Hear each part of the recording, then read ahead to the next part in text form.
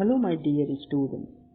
So, here I am Yash to present a new chapter from class 6, that is body movement. So, welcome to पढ़ाई पे चर्चा and let's move on.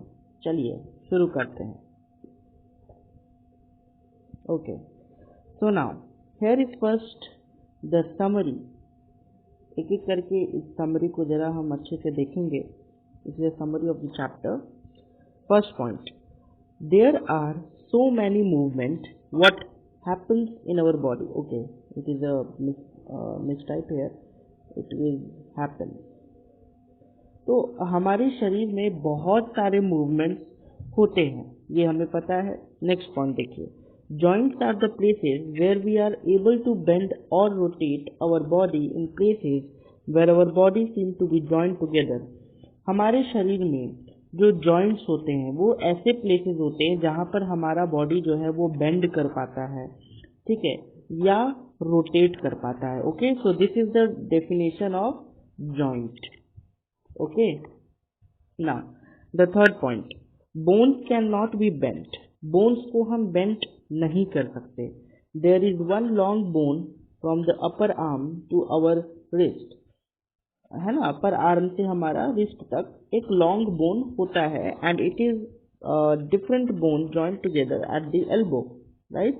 And similarly there are many bones present in each part of the body. ठीक है, हमारे पूरे शरीर में बहुत सारे बोन्स हैं जो प्रेजेंट रहते हैं. Now there are different types of joints in our body to help us carry but different movement and activity. तो डिफरेंट मूवमेंट या एक्टिविटीज को परफॉर्म करने के लिए हमारे पास डिफरेंट टाइप्स ऑफ जॉइंट्स हैं हमारे पूरे शरीर में. चलिए the next. What are the different types of joint? The first type of joint is ball and socket joint. This one. Now, ball and socket joint are a type of synovial joint that moves throughout there or more planes of motions into multiple directions. Ball and socket joint are found in the shoulders and hips and control movement essentially for all daily functions. Such a joint allow movement in all directions. ठीक है, ये जो है सभी directions में movement को allow करते हैं. Next, pivotal joint. The joint where our neck joint the head is a pivotal joint. This is a pivotal. Okay, ये मिसटाइप हुआ है. Pivotal joint. It allows us to bend our head to our right or left. हम अपने head को right and left bend कर सकते हैं. And in a pivotal joint, a cylindrical bone rotates in a ring, right? एक ring के form में एक सिलेंड्रिकल बोन जो है वो रोटेट करता है. Is it clear? Now, next, the third one. This was the second one and this third one. Hinge joint. The actual spelling is hinge joint. Sorry for the mistyped word. Hinge joint देखिए. The elbow has a hinge joint. Wait. The elbow has a hinge joint that allows only a back and forth movement. जो कि सिर्फ back and forth movement को allow करता है. Now let me zoom this to you. Wait. Now see the picture here. This one is the ball and socket joint. ठीक है, ये आप वेट अ सेकेंड स्टूडेंट. हाँ, दिस वन, दिस एरिया, ये क्या है? ये आपका बॉल एंड सॉकेट जॉइंट है, right. This one is the ball and socket joint. Next, so this one is your ball and socket joint. The next one that we studied is the hinge joint. See here, hinge joint, this area, right, है ना.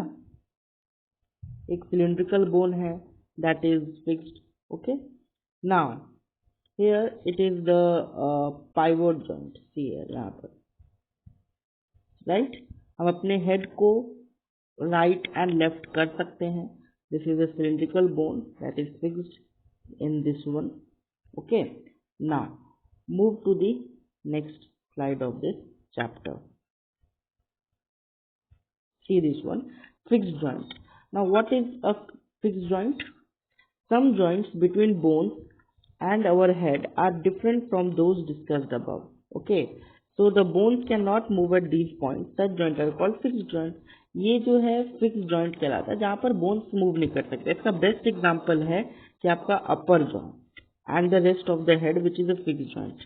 तो आप हमेशा ये देख पाएंगे कि हमारा जो अपर जॉ है, राइट, हमारा जो अपर जॉ है वो मूव नहीं कर सकता. हम क्या मूव करते हैं? हमारा लोअर जॉ, हमारा लोअर जॉ ये मूव हम करते हैं. ठीक है, so this one is a type of fix joint. ये आपका एक तरह का फिक्स जॉइंट है. Is it clear?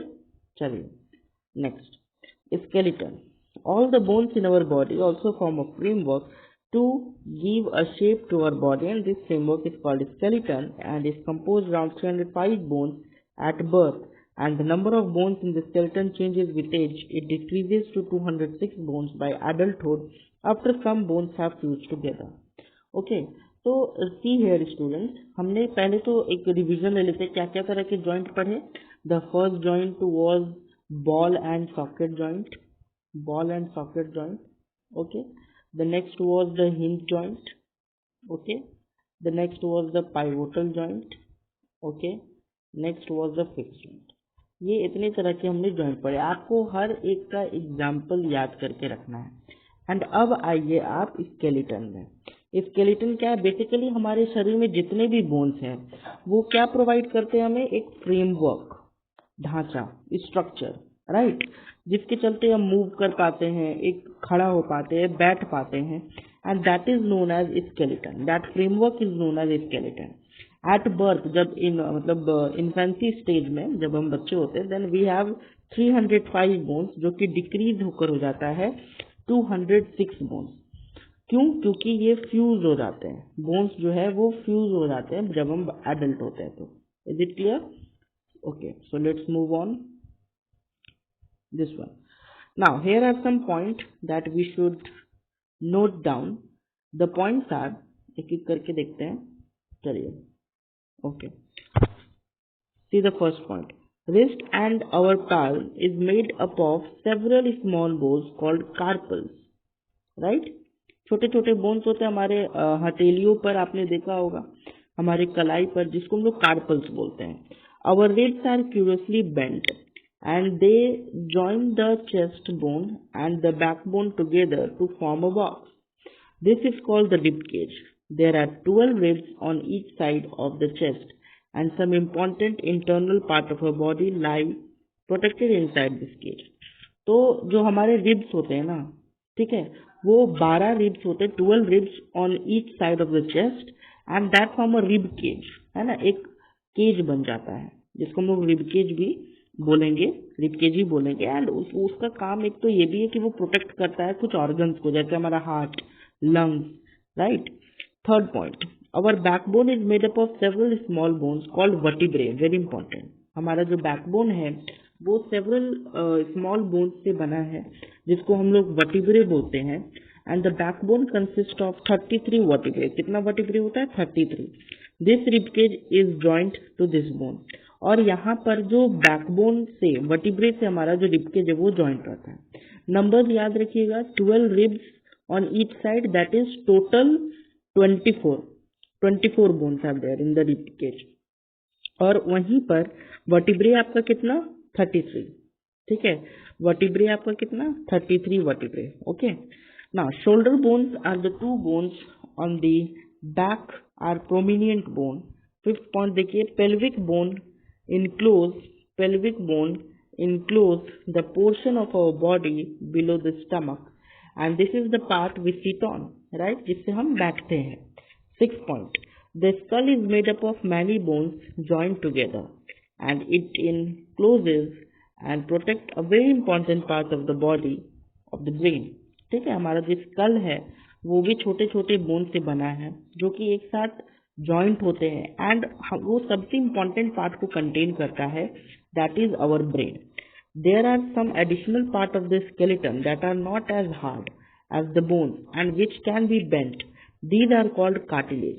ठीक है, ये as not as hard as any bones होते हैं, किसी भी हड्डियों से ये कमजोरी है, फ्लेक्सिबल होते हैं, आप इसे बेंड कर पाते, जैसे कि आप देख सकते हैं ईयर्स में, नाक में हमारा जो हड्डी होता है उसको हम बेंड कर पाते हैं, that is cartilage, and cartilage is also found in the joint of our body. Next देखिए point number 8, to muscles work together to move a bone. The muscle pulse due to contraction and it becomes smaller in length. When contracted, the muscle becomes shorter, stiffer and thick and it pulls the bone. तो दो muscles जो है वो आपस में काम करते हैं, तब जाकर एक जो हमारा बोन है वो आपका मूव करता है। Muscles work in pair, this is not pain, this is pair, right?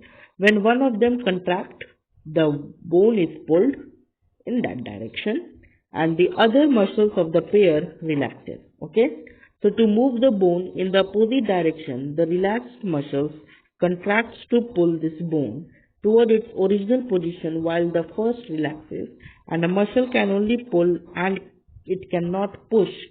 ठीक है, सिर्फ वो पुल कर सकता है, वो पुश नहीं कर पाएगा।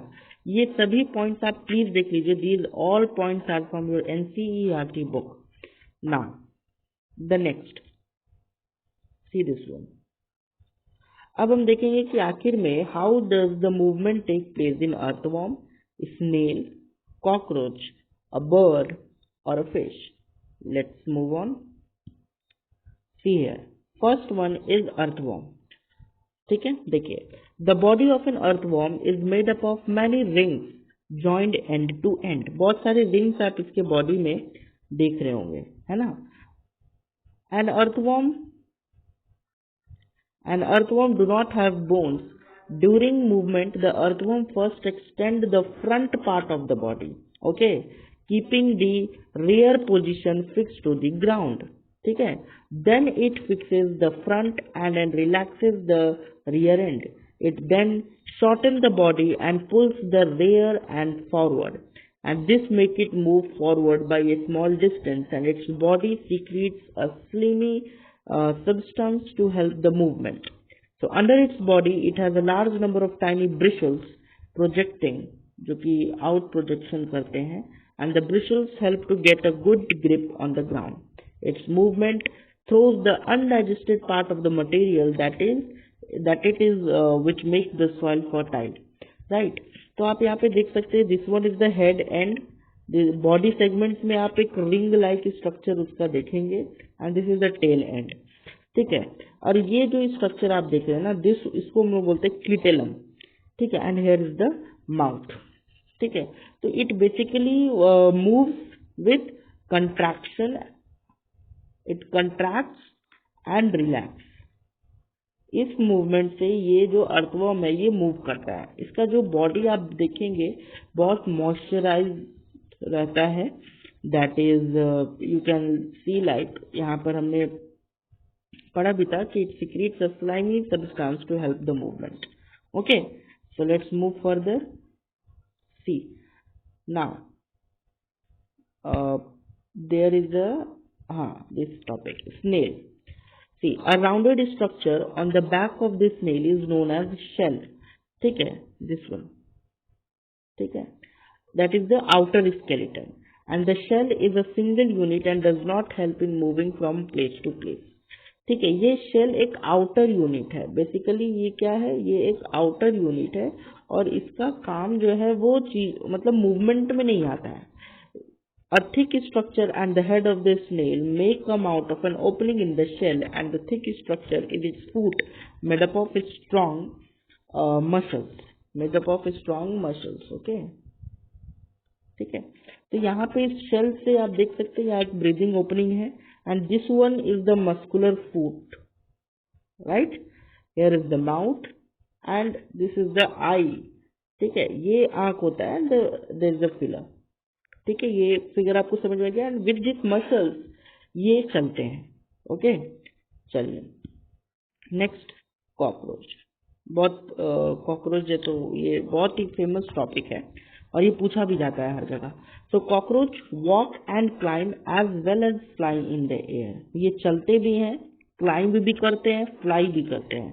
सो they have 3 pairs of leg which help in walking.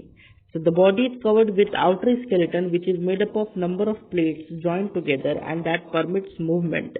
There are two pair of wings attached to the body behind head. The cockroaches have distant muscles. Those near the legs move the legs for walking and the body muscles move the wings when the cockroach flies. ठीक है, तो दो pair of wings होते हैं जो कि attached होते हैं to the body behind head. ठीक है, एंड द कॉकरोच जो होते हैं उनका एक डिस्टेंट मसल्स होता है जो कि लेग्स के पास होता है, जो कि चलने में काम आता है. राइट, जो कि चलने में काम आता है. एंड द बॉडी मसल्स जो है वो विंग्स को मूव करते हैं जब भी कॉकरोच जो है वो फ्लाई करता है. Is it clear? चलिए next, birds. Birds can fly in the air due to their hollow and light bones and also walk from the bones of hind limbs. The bony part of the forelimbs are modified as wings and the shoulder bones are strong.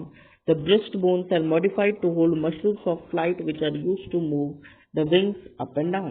तो इनका जो body है वो hollow है और light bones, क्योंकि of course अगर light नहीं रहेगा तो वो फ्लाई कैसे कर पाएंगे, और हॉलो बोन्स रहता है और वो चल पाते हैं due to the hind limbs. ठीक है, दिस वन. ओके, सो ये मूवमेंट ऑफ विंग होता है इस इनका बॉडी में, तब जाकर ये फ्लाई करते हैं. जो शोल्डर बोन्स होता है इनका वो स्ट्रांग होता है एंड द ब्रेस्ट बोन्स जो है उस तरह से मॉडिफाई होता है कि वो मसल्स को होल्ड कर पाते हैं किसी भी उड़ान के समय. राइट, चलिए next is the fish. See here, the head and tail of the fish are smaller than the middle portion of the body and the body tapers at both the end.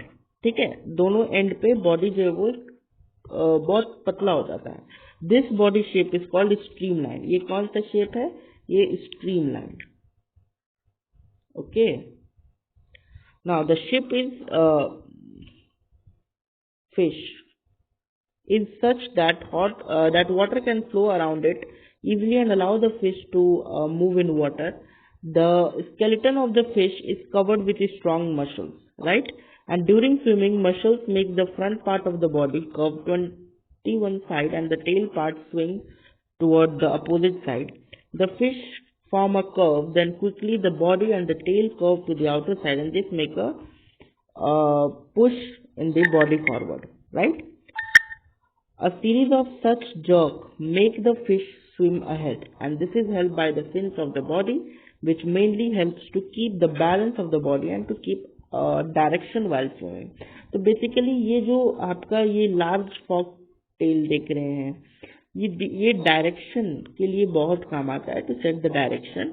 And इनका जो body में आप scales देखते होंगे, ठीक है, these scales are small and smooth, है ना, एंड एक लैटरल लाइन आपको दिखेगा एंड ए स्ट्रीम लाइन बॉडी. ये पूरा जो स्ट्रक्चर है इनका एक स्ट्रीम लाइन फॉर्म में रहता है, जो इनको पानी में आगे चलने में इन्हें दिक्कत नहीं होती है. They can make their way under the water.